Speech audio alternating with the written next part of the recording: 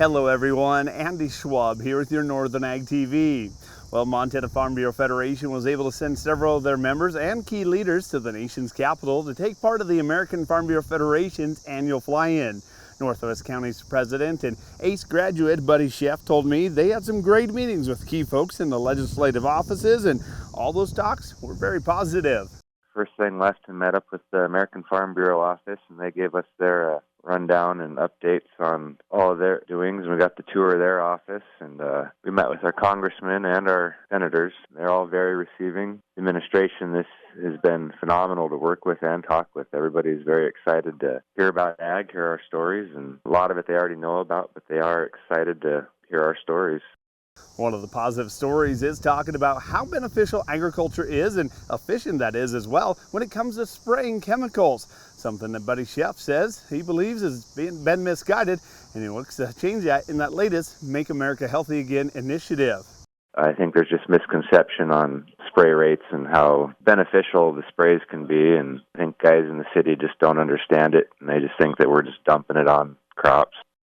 Of course, you can't talk with a farm organization that's been in Washington, D.C. without mentioning the word Farm Bill. And Buddy Cheff talked about the ways that the One Big Beautiful Bill had a lot of provisions in there that were going to help out the progress of the Farm Bill, but also how it's going to drastically change how the next Farm Bill really looks. The Farm Bill is going to be way skinnier now, and it looks like they're really working to cut costs and extra spending that doesn't need to be there and put that into agriculture relief funds. And they're really working on taxes for everybody, and so it's been really optimistic and kind of a relief listening to the updates and everything we're hearing. It's been a very positive outlook on everything. Now, when we come back from the break, we'll hear from one of the other Farm Bureau members that made their way to the nation's capital. From the beginning, we've worked closely with farmers. BNSF's ties to the agricultural community go back 175 years. Together, we've innovated to make the U.S. agriculture supply chain one of the most efficient and productive in the world. Our strong relationship powers BNSF still today and helps us move the nation like no one else can. At BNSF, we move the nation for you. One of the members of the Montana Farm Bureau Federation making their way to the AFBF annual fly-in in D.C. was Mott, Montana Farm Bureau Federation's vice president.